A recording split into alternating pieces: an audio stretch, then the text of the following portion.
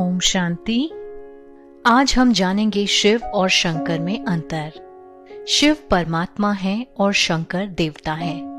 इसलिए कहा भी जाता है ब्रह्मा देवताय नमः, विष्णु देवताय नमः, शंकर देवताय नमः और शिव परमात्माय नमः। शिव रचयिता है अर्थात पिता है। शंकर उनकी रचना अर्थात उनके पुत्र हैं। दोनों का नाम अलग है, दोनों के स्वरूप अलग है।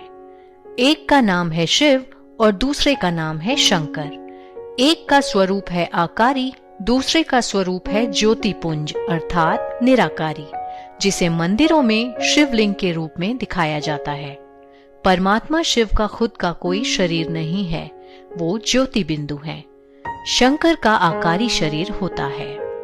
शिव का अर्थ ही है कल्याणकारी, जिसे प्यार से हम भोलेनाथ भी कहते हैं। शंकर जी विनाशकारी देवता हैं, जिनके लिए ही कहा जाता है कि तीसरा नेत्र खुलने पर विनाश होता है। उनकी पोजीशन बिल्कुल एक डिफेंस मिनिस्टर की तरह है। जब तक डिफेंस मिनिस्टर को प्राइम मिनिस्टर या प्रेसिडेंट का ऑर्डर नहीं मिलता, तब तक वो अपनी मर्जी से एक्शन नहीं ले सकता।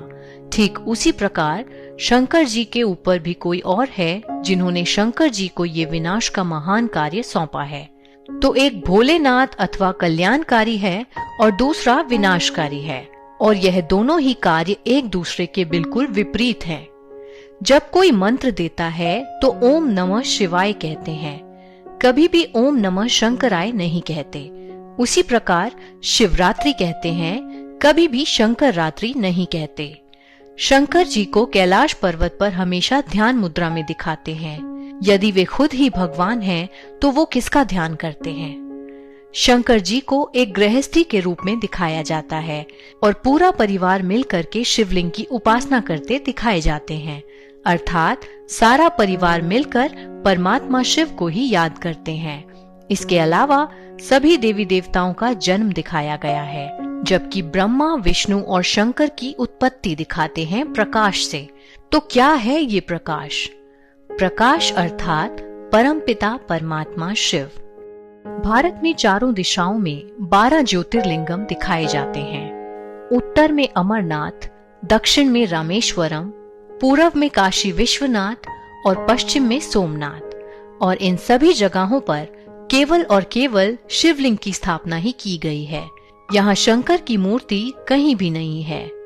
जब एक मंदिर में शिवलिंग की स्थापना करनी होती है, तब शिवलिंग को द्वार से नहीं लाया जाता, उसको ऊपर से उतारा जाता है, जिसके बाद ही मंदिर में गुंबद लगाया जाता है।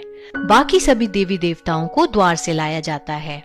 ये इसी बात का प्रतीक है कि परमात्मा शिव ऊपर परम धाम से ही इस धरती पर आते हैं, और इसी कारण से उन्हें स्वयंभू भी कहा जाता है। स्वयंभू अर्थात जो स्वयं ही भू पर पधारे। इसी बात का एक और उदाहरण लेते हैं। आपने मंदिरों में देखा होगा कि सभी देवी देवताओं का आसन ऊंचा लगाया जाता है, जबकि शिवलिंग को भूतल पर स्थापित किया जाता है, जिसका मतलब ये है कि शिव बाबा धरा पर आकर के ऊंचे से ऊंचे देवी देवताओं की रचना करते हैं, उनका महत्व बढ़ा करके खुद को छुपा लेते हैं। और यह काम केवल एक पिता का ही हो सकता है, जो अपने से भी ऊपर अपने बच्चों को रखता है। इतना निरंकारी केवल और केवल एक शिव परमात्मा ही हो सकता है।